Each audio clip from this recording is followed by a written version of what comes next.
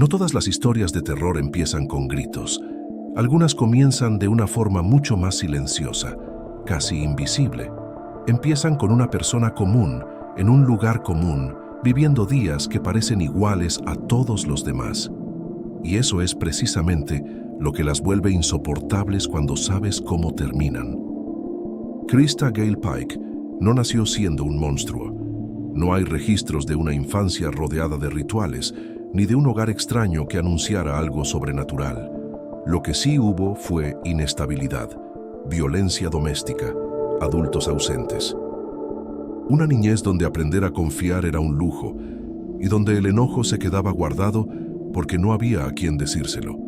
Creció aprendiendo que sobrevivir significaba endurecerse y que ceder era perder. Cuando llegó a la adolescencia, Krista ya tenía esa mirada que algunos describen como intensa y otros como desafiante. No era tímida, no era callada. Tenía una forma de hablar que imponía, una presencia que llenaba el espacio aunque no dijera nada. No necesitaba levantar la voz para mandar. La gente, sobre todo otros jóvenes igual de rotos, simplemente la seguía. Por eso terminó en Job Corps, en Knoxville, Tennessee. Un programa creado para darle estructura a quienes no la tuvieron. Un campus con dormitorios, talleres, reglas estrictas y una promesa implícita. Aquí puedes volver a empezar. Pero también era un lugar cerrado, aislado del mundo exterior, donde todo se intensifica. Las amistades se vuelven lealtades ciegas. Los rumores se convierten en verdades absolutas. Los conflictos pequeños crecen porque no hay a dónde escapar. En ese entorno, Krista no solo se adaptó, se fortaleció. Ahí conoció a Tadaril Sheep, su novio, un joven que gravitaba alrededor de ella, que encontraba en su carácter una guía, una identidad prestada. Y también estaba Shadola Peterson, cercana al grupo, menos dominante, más silenciosa, alguien que observaba más de lo que hablaba. Ellos tres se movían juntos, comían juntos, caminaban juntos, y cuando Krista hablaba, los demás escuchaban. En el mismo campus estaba Colleen Slemmer. Tenía 19 años. No era perfecta, no era invisible. Tenía su propia personalidad, su propio carácter. En un lugar como ese, no hacía falta mucho para que alguien se sintiera amenazado. Bastaba una mirada malinterpretada, un comentario fuera de lugar, una cercanía que alguien más creyera suya. Con el paso de los días, Krista empezó a convencerse de que Colleen quería quitarle algo, que estaba interesada en Tadaril, que hablaba mal de ella, que se burlaba. Nadie pudo confirmar jamás si eso era cierto, y al final tampoco importó. En la mente de Krista, la idea se asentó como una verdad inamovible, y cuando una persona así decide que algo es verdad, el mundo entero se acomoda alrededor de esa creencia. La tensión creció de forma silenciosa. No hubo una gran pelea previa, no hubo una discusión explosiva, solo miradas cargadas, silencios largos, comentarios lanzados como agujas. Y algo más peligroso, conversaciones privadas, lejos de otros, donde una idea empezó a tomar forma. Una idea que dejó de ser enojo y empezó a sentirse como justicia. La noche del 12 de enero de 1995 llegó sin señales especiales. Hacía frío. El campus estaba tranquilo. Las luces de los dormitorios iluminaban lo justo. Krista, Tadaril y Shadola convencieron a Colleen de salir a caminar. Nada parecía extraño. En un lugar así, caminar de noche no era raro. Era aburrimiento, era rutina, era confiar en la gente que ves todos los días. Caminaron hacia una zona más apartada, cerca de un área agrícola. Conforme avanzaban, las luces quedaron atrás y el silencio se volvió más espeso. El tipo de silencio que no tranquiliza, sino que alerta, aunque no sepas por qué. Colleen empezó a sentirse incómoda. Algo no estaba bien, pero no había un motivo claro para huir. Todavía no. Fue entonces cuando todo cambió. Al llegar al lugar aislado, Colleen fue atacada por Krista y Tadaril, mientras Shadola actuaba como vigía. Según un testimonio judicial posterior, durante los siguientes 30 minutos, Colleen fue objeto de burlas, golpes y cortes, y le tallaron un pentagrama en el pecho. Finalmente, Krista aplastó el cráneo de Colleen con un gran trozo de asfalto, matándola. Cuando todo terminó, el cuerpo de Colleen yacía inmóvil. La respiración se había ido. El frío del suelo comenzaba a cubrirlo todo. No hubo pánico inmediato. No hubo una reacción de horror como la que uno esperaría. Hubo silencio.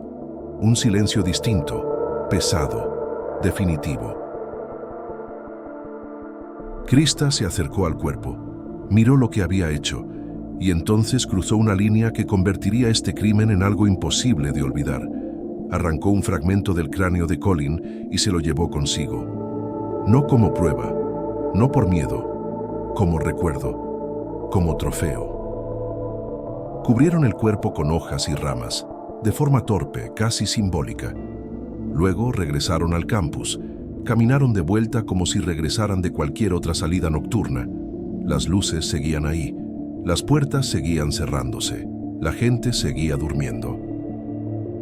El mundo no se detuvo esa noche, pero al día siguiente alguien encontró el cuerpo y entonces todo cambió. El hallazgo no fue inmediato ni limpio.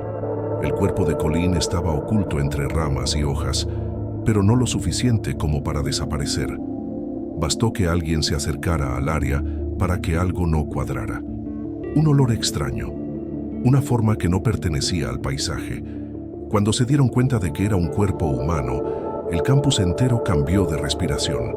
Ese tipo de silencio colectivo que no se ordena, pero ocurre, como si todos entendieran al mismo tiempo que algo irreversible había pasado. Las sirenas llegaron poco después. Patrullas, luces intermitentes rompiendo la calma del lugar, oficiales caminando con cuidado, mirando el suelo como si cada paso pudiera borrar algo importante. El área fue acordonada. Nadie podía acercarse. Nadie podía mirar demasiado tiempo sin sentir que algo se le cerraba en el pecho.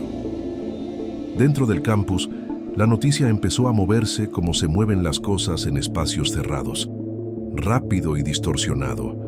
Algunos hablaban de un accidente, otros de una pelea que se salió de control. Otros, en voz más baja, decían que había sido algo peor. Nadie quería creer que alguien a quien veían todos los días pudiera haber hecho eso. Mientras tanto, Krista seguía ahí. Caminaba por los pasillos, hablaba con otros, respondía cuando le hablaban, y había algo en su actitud que comenzó a llamar la atención. No era tristeza, no era miedo, era una calma incómoda, una calma que no encajaba con el ambiente de shock que se respiraba en el lugar. La investigación avanzó rápido porque las piezas estaban cerca. No se trataba de un desconocido que apareció de la nada. Colleen había salido con personas concretas la noche anterior, personas que ahora eran visibles, accesibles, observables. Los investigadores comenzaron a hacer preguntas simples, de esas que parecen inocentes, pero que desarman historias mal armadas. ¿Con quién estuviste anoche? ¿A qué hora regresaste? ¿La viste después? Las respuestas no coincidían del todo. Había contradicciones pequeñas, detalles que no encajaban, silencios incómodos, y luego algo más grave. Comentarios de otros estudiantes que empezaron a hablar, que mencionaron tensiones previas, celos, amenazas dichas a medias, miradas cargadas. Cuando interrogaron a Krista, su comportamiento volvió a sobresalir. No parecía nerviosa, no parecía abrumada. En algunos momentos incluso sonreía, no una sonrisa amplia, sino una mueca ligera, como si la situación le resultara interesante. Para quienes estaban frente a ella, eso fue más inquietante que cualquier llanto falso. La evidencia terminó por cerrar el círculo. Al revisar sus pertenencias, encontraron el fragmento de cráneo. Ese objeto pequeño, imposible de confundir, imposible de justificar. Un trozo de hueso humano guardado sin cuidado, sin vergüenza. No había explicación alternativa, no había accidente posible. Cuando confrontaron a Krista con eso, no hubo un colapso emocional, no hubo negación desesperada, hubo respuestas frías, fragmentadas, a veces burlonas, como si el peso real de lo ocurrido no terminara de caerle encima, o como si simplemente no le importara. El caso pasó rápidamente de investigación a proceso judicial. El ambiente alrededor del juicio era denso.